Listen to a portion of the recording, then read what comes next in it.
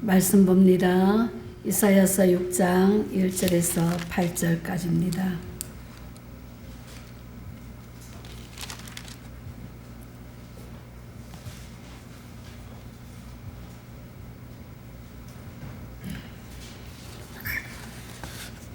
한 절씩 교독합니다. 우시야 왕이 죽을 때에 내가 본즉 주께서 높이 들린 보좌에 앉으셨는데 그의 옷자락은 성전에 가득하였고 사람들이 모이고 섰는데 각기 6날개가 있어 그 둘러는 자기의 얼굴을 가리었고 그 둘러는 자기의 발을 가리었고 그 둘러는 나며 서로 불러 이르되 거룩하다 거룩하다 거룩하다 만군의 여호와여 그의 영광이 온 땅에 충만하도다 하더라. 이같이 사랑하는 자의 소리로 말미암아 문지방에 그가 요동하며 성전에 연기가 충만한지라. 그때에 내가 말하되 화로다 나여 망하게 되었도다. 나는 입술이 부정한 사람이요 나는 입술이 부정한 백성 중에 거주하면서 만군의 여호와이신 왕을 배웠음이로다 하였더라. 그때에 그 스라 중에 하나가 젓가락으로 제단에서 pent을 소리 가지고 내게로 날아왔어. 그것을 내 입술에 대며 이르되 보라 이것이 내 입에 닿았으니 내 악이 제하여졌고 내 죄가 사하여졌느니라 하더라. 내가 또 주의 목소리를 들으니 주께서 이르시되 내가 누구를 보내며 누가 우리를 위하여 갈고 하시니 그때에 내가 이르되 내가 여기 있나이다 나를 보내소서 하였더니 아멘. 오늘 이사야 6장 1절에서 8절까지 우리가 교독하였습니다. 이 말씀을 보면서 사람에게는 두 가지 길이 있다고 생각했습니다. 하나는 성공을 지향하는 길이 있고 하나는 사명을 지향하는 길이 있습니다. 사람의 본능은 성공을 지향하는 길을 가라고 합니다. 그러나 하나님께서는 성공을 지향하는 길을 가는 것이 아니라 사명을 지향하는 길을 가라고 하십니다. 우리는 물질을 움직이는 사람이 되어서는 안 됩니다. 세상적인 성공에 움직이는 사람이 되어서도 안 됩니다.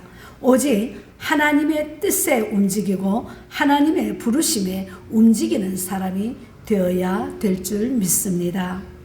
우리는 이 땅에서 성공하지 못해도 또한 하나님께서 사용하시는 사람이 되기를 힘써야 합니다. 이 세상에서 가장 복된 일은 하나님께 쓰임받는 사람입니다. 그러면 하나님께서는 어떤 사람을 사용하실까요? 오늘 본문을 통해서 우리가 5가지로 한번 같이 생각해 보도록 하겠습니다. 첫째는 자기 안에 우상을 내어버리는 사람입니다.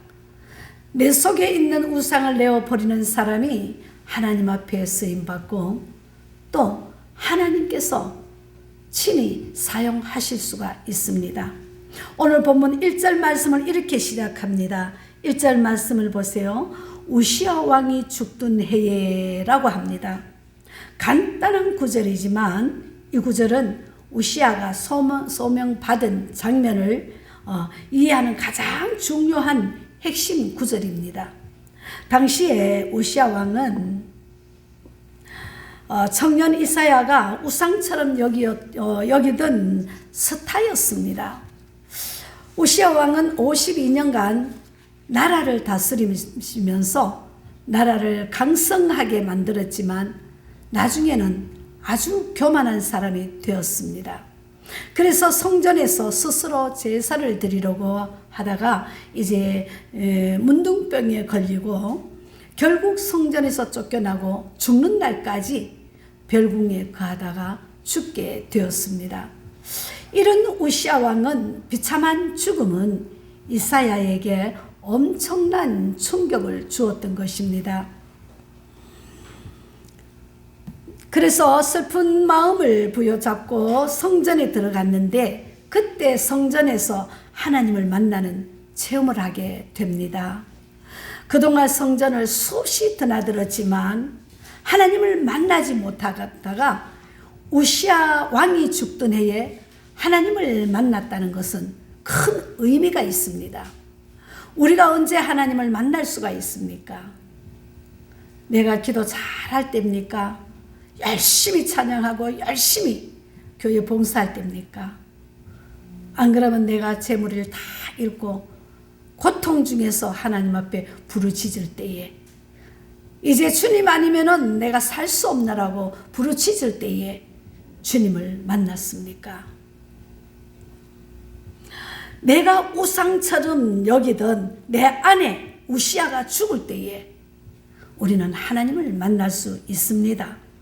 말로는 아무리 주님을 간절히 불러도 내 안에 물질의 우시아, 쾌락의 우시아, 교만의 우시아, 인기 스타가 될 수 있는 그런 우시아가 있으면은 주님을 만날 수가 없습니다.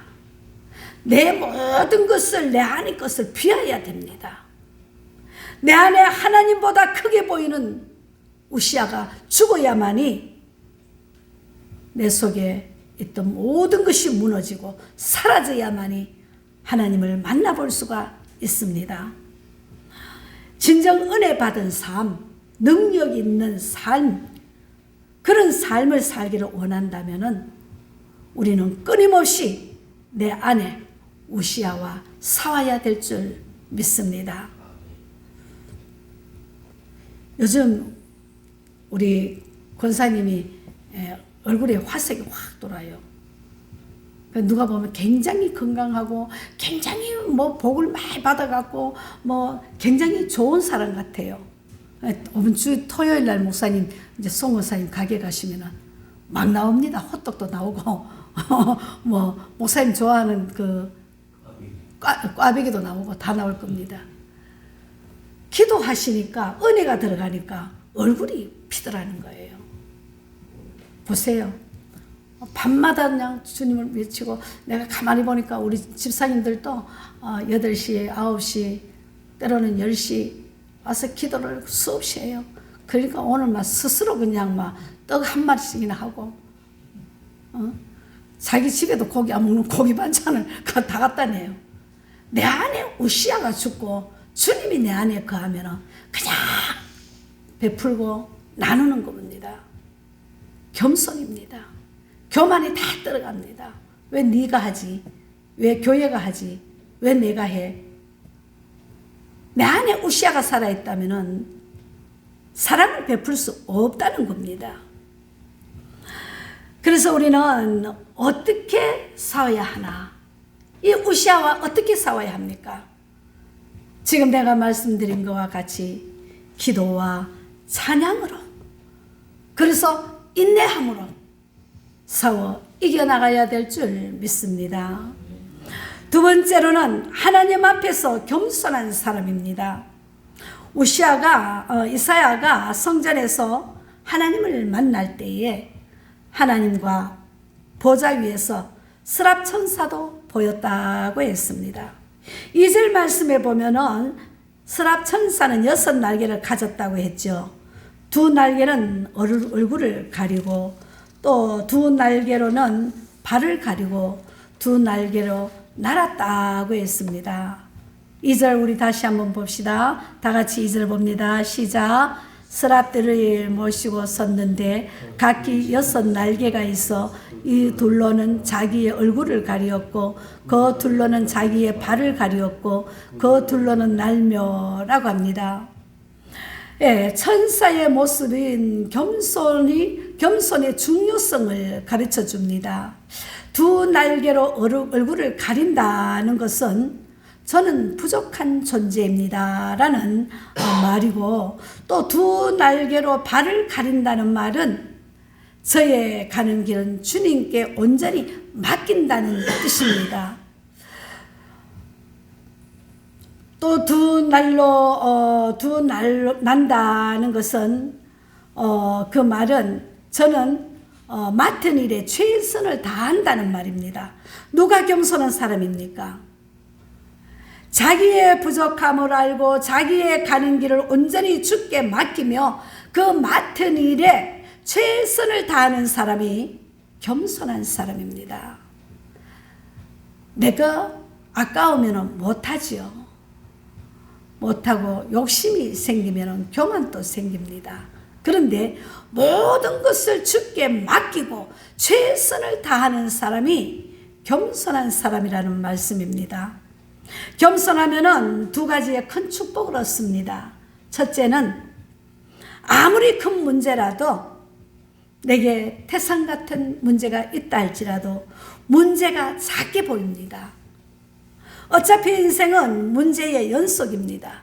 그러나 예수님을 크게 보면은 문제는 작게 보일 것입니다. 기독교의 가장 기초적인 사고방식이 있습니다. 그것은 예수님 안에서는 반드시 길이 있다는 것입니다. 예수님 밖에는 길이 없습니다. 아무리 좋은 길이 넓고 황금 같은 길이 있다 할지라도 그 길은 죽음의 길입니다. 그러나 사고방식을 가지고 넉넉한 마음으로 최선을 다하면 축복의 길이 열리게 되어 있습니다. 두 번째로는 겸손하면 하나님의 은혜가 크게 보입니다. 겸손한 사람에게는 어느 것 하나 하나님의 은혜가 아닌 것이 없습니다. 교만하면은 아무리 은혜의 조건이 많아도 은혜라고 여기지 못하고, 겸손하면은 아무리 은혜의 조건이 적어도 다 은혜로 여깁니다. 오늘 오전에 우리 찬양대가 은혜라는 찬양을 불렀습니다. 그렇습니다. 모든 것이 은혜가 아닌 것이 없습니다. 은혜입니다. 겸손한 사람은 오늘의 내가 사는 것도 또한 하나님의 은혜가 아니면 살아갈 수 없다는 것을 깨닫게 됩니다. 근데요, 제가 어젯밤에 설교 이거를 이제 마무리한다고 막 준비를, 우리 집사님 두 분은 막 기도하시는데 저는 이제 어제 조금 지난 주간에 조금 바빴어요. 그러다 보니까 설교 마무리를 못 해갖고 어젯밤에 이제 마무리를 막 하면서 은혜라는 찬양을 계속 하는데, 유튜브에 보니까 또 은혜라는 찬양이 또 있더라고요. 그 찬양이 있더라고요. 은혜 아니면 할 수 없어요. 사랑이 아니면 할 수 없어요. 주님 아니면 난 아무것도 의미가 없어요. 아시지요, 주님. 주님 십자가 아니면 난 아무것도 아니라는 걸, 은혜 때문에, 사랑 때문에 난 예배할 수 있어요. 나 기도할 수 있어요. 나 찬송할 수 있어요. 은혜 때문에, 사랑 때문에 기뻐할 수 있어요. 일어날 수 있어요. 기다릴 수 있어요. 주님 때문에. 그렇습니다. 주님 때문에 아무리 힘들어도 기도하고 찬양하고 주님의 응답 주실 때까지 기다릴 수 있다는 겁니다. 얼마나 큰 은혜입니까? 우리 사랑하는 성도 여러분에게도 이런 은혜가 임하실 줄 믿습니다. 세 번째로는 자신의 실상을 깨닫는 사람입니다. 이사야는 성전에서 하나님을 뵙고 나서 어떤 반응을 보입니까?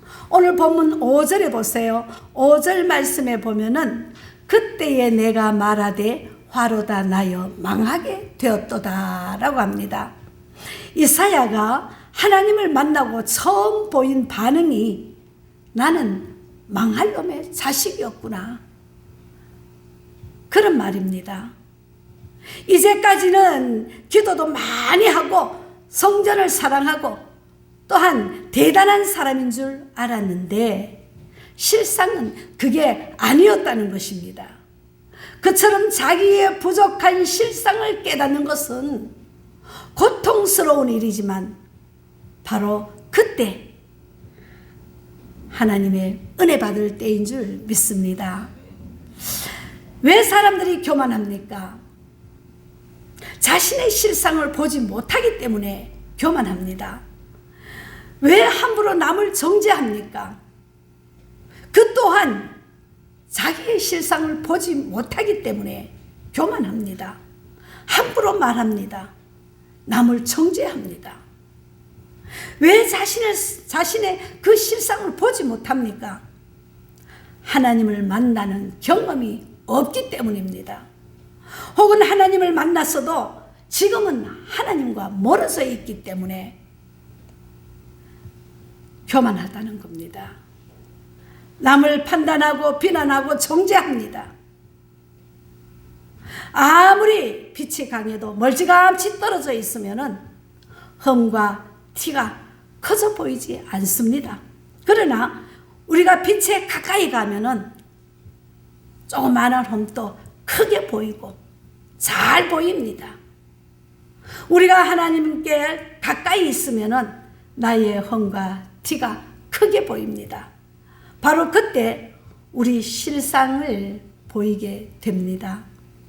하나님은 자기의 연약한 실상을 볼 수 있는 사람을 사용하시고 축복하십니다.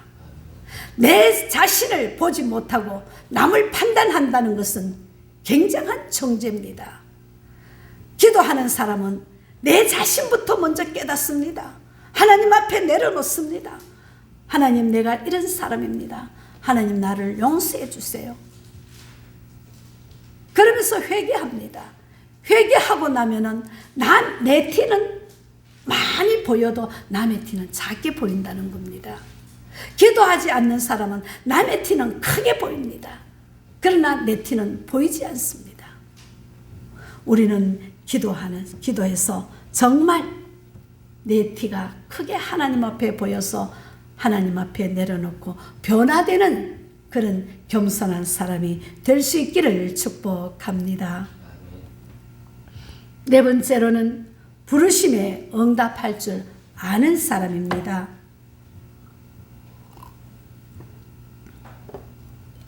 이사야의 입술이 깨끗하게 된 순간 그때 하나님의 음성이 들렸습니다. 8절에 보세요. 8절에 보니까 내가 또 주의 목소리를 들으니 주께서 이르시되, 주께서 뭐라고 말씀하십니까? 내가 누구를 보내며 누가 나를 위하여 갈꼬라고 말씀하십니다. 우시아가 사라지면은 하나님의 음성이 들립니다. 우리 안에 우시아가 계속 남아있으면은 마음에 굳은 살이 껴서 하나님의 음성을 들을 수가 없습니다. 그 굳은 살을 벗겨내야 비로소 하나님의 음성을 듣고 하나님의 마음을 읽을 수 있게 됩니다. 그 음성을 듣고 이사야가 고백했지요. 뭐라고 고백합니까? 주여, 내가 여기 있나이다. 나를 보내소서라고 응답하십니다. 하나님은 누구를 사용하십니까? 성령의 음성에 예민하고 하나님의 뜻과 사명과 기대에 반응하는 그 부응하는 사람을 사용하십니다. 하나님의 음성을 들었다고 할 때에 또한 두 종류의 사람이 있습니다. 그래서 내가 이 말씀을 준비하면서 참 천만다행이다. 우리는 교회는 하나님의 음성을 듣고 이런 사람이 되어 있으니 참 좋다, 감사하다 했습니다. 근데요, 하나님의 음성을 듣고 어떤 사람은 내가 하나님의 음성을 들었다, 이라 하더라 저라 하더라 여기저기 말하고 떠들고 다니는 사람이 요즘은 수없이 많습니다. 나를 보내소서 하고 실천적으로 얘기하는 사람은 어떤 사람입니까? 하나님의 음성을 들었다고 여기저기 떠들고 다니는 사람이 아니라 그리스도의 사랑을 전하고 실천하고 엄밀히 보시는 하나님 앞에 예하면서 순종하는 사람, 그런 사람도 있다는 겁니다. 우리 교회 성도들은 다 순종의 사람이 되어 있는 줄 믿습니다. 하나님은 떠들고 다니는 사람에게는 내가 음성을 들었다, 이래 하더라 저래 하더라 볼 때는 부품하게 커 보입니다. 대단한 믿음 가진 것 같습니다. 그런데 그런 사람에게는 하나님은 떠나버리십니다. 돌아서 버립니다. 옛날에 그러죠. 옛날에 제가 키가 작죠. 키가 작고 좀 빼빼했으니까 45kg, 뭐 43kg 뭐 이래 나가는 키가 작은데도 빼빼한데 얼마나 작겠습니까? 우리 이 목사가 맨날 나 작다고 놀리는데, 그런데 옛날 무지개 접었어요? 접었어요? 집사님? 무지개가 모르나? 예. 네. 물지개. 무지개가 아니고, 무지개라고 했죠. 무지개는. 물통. 양쪽으로 물통이 이래갖고, 이렇게 짊어지고. 물지개. 물지개. 예. 그 물을 우리 목사님은 안 해봤을 끼고, 뭐 양반이 공부만 한다고 뭐 접었겠습니까? 송원사님 접으셨어요? 이 도시인데도 접었어요? 그 우리는 우물이 저 멀리 그 들 가운데 있어요. 그래서 살도 항아리에다가 이고 가서 씻고 그럽니다. 근데 물을 쪼매나니까 큰 통에다가 많이 못 하잖아요. 반통 안 되게, 조금 반통 안 되게. 그래서 집에 옛날에 정지라 그러잖아요. 부엌 거기다가, 예? 부엌 정지라. 그렇죠. 예. 참 똑똑하시네. 우리 친정엄마는 받아쓰기에 선생님이 부엌 쓰라 했더니 정지 썼대요. 내가 맞게 썼는데 틀리게 썼다고, 틀렸다고. 그리고 선생님한테 가서 따졌대요. 목사님한테 가서 교회에서 하는 그 학교에 내가 맞는데 왜 틀렸냐고. 그리고 또 화장실 보고, 예? 동시 뒷갈, 동시 뒷갈에 가던가? 하여튼 그래가 막 이제 소리 나는 글자로 우리 사투리를 했는데 다 틀렸더래요. 그래가 우리 목사님이 교장 선생님인데 교장 선생님도 사람 차별하더라. 야야. 그래. 왜? 그랬더니 내가 다 맞잖아 봐라. 정지도 맞고 또 그 뒷간도 맞고 또 뭐더라. 그 하여튼 몇 개, 세 개가 틀렸어요. 근데 우리 친정 엄마는 다 맞아요. 88 노인네가 다 맞아요. 그게 맞는데 사실은 틀렸거든요. 그쵸? 예. 근데 그것도 좀 맞으니까, 사투리 맞으니까 좀 맞다고 해주시지. 그것도 좀 살살하게 단칼로 우리 하나님 같이 단칼로 그냥 잘라내시는 거예요. 근데 그 물지개를 지고 가면은 물이 반이 있으니까 철렁철렁 다 쏟아부지고 집에 가면은 없어요. 한 바가지 댁밖에 없어요. 그게 뭡니까? 소리가 얼마나 시끄럽습니까? 찰랑찰랑찰랑. 빈 깡통이 그래서 시끄럽다는 거예요. 근데 우리 교회는 시끄러운 사람 없으니까 이 목사가 좀 부족하니까 참 편해요. 목사가 뭐 저러니 어쩌니 저쩌니 하면은 뭐 내가 기도하니까 어떻던데 저쪽에 어떤 교회는 기도하니까 목사님이 기도가 영 없더라는 거죠. 그래서 목사가 기도 안 한다고 헐뜯고 다니더라고요. 그래서 내가 그런 소리 하지 마라. 당신들 보기에는 목사가 기도 안 하는 것 같아도 당신들보다 몇 곱으로 기도한다고. 꼭 보이는데 기도냐? 보이지 않는 데서 목사님께서는 여러 몇백 명 성도들 거느리려고 하면은 기도 안 하고 어떻게 목회자를 하겠느냐고. 제가 제발 입 좀 다물으라고. 또 바른 소리 좀 했더니 별로 안 좋아해요. 그렇습니다. 어쨌든 간에 하나님께서는 입 다물고 성전에서 나가서 순종하는 사람, 하나님 앞에 기도하고 응답받았다면 순종하는 사람, 그런 사람을 하나님께서 더 축복해 주시고 하나님께서 더 응답해 주실 줄 믿습니다. 우리는 영적으로 무감각한 사람이 되지 말아야 합니다.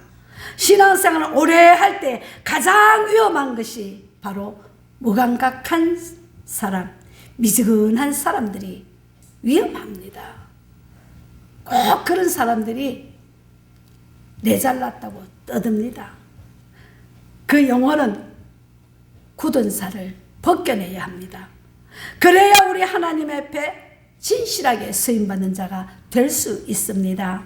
우리의 영혼과 신앙은 발에 굳은 살처럼 되지 말고 귀에 속살처럼 솟아날 수 있기를 바랍니다. 그래서 말씀에 예민하고 또 성령의 음성에 예민해야 됩니다. 왜 요새 시험이 많고 실망이 그렇게 많습니까? 가장 큰 이유는 성령의 음성에 대해서 예민하지 않고 하나님 마음을 모르기 때문에 시험도 많이 들고 실망도 많이 합니다. 교회에 다니면서 하나님의 심정을 생각해 본 적이 없고 내 심정만 생각하고 하나님의 마음을 알려고 노력도 하지 않고 내 마음만 알아달라고 하니까 실망과 실패가 많다는 것입니다. 우리는 마음과 영혼의 굳은 살을 떼어내어야 합니다. 만약 우리가 하나님을 애타는 심정도 모르고 하나님의 뜻을 외면하고 하나님의 마음을 읽지 못해서 잃어버린 영혼을 보고도 무감각하고 우리 가족들이 지옥으로 향하여 달려가는데도 그냥 무감각한다면 얼마나 불행하겠습니까? 이제는 영적으로 더욱더 민감해져야 합니다. 섭섭한 일에 대해서는 민감하지 말아야 하지만 하나님의 심정에 대해서는 굉장히 민감해야 합니다. 하나님의 응답에 민감해야 합니다. 또한 하나님의 부르심에 민감해야 합니다. 우리는 이 땅의 스타를 꿈꾸지 말고 하늘나라의 스타를 꿈꾸어야 합니다. 그래서 하나님께서 부르시는 곳으로 내가 여기 있나이다. 주님 나를 보내소서. 그러시면서 즉시 응답할 수 있는 하늘의 스타가 되시기를 축복합니다. 은혜 체험이란 최종적으로 하나님의 부르심에 응답하는 삶을 실천할 때에 진짜 은혜 체험할 것입니다. 이제 주님이 요구하실 때까지 지체하지 말고 주님께서 부르실 때에 귀를 막지 말고 잘 응답하여 하나님께서 사용하시고 하나님께서 축복하시는 그런 믿음의 소유자가 될 수 있기를 주님의 이름으로 축복합니다. 기도합니다.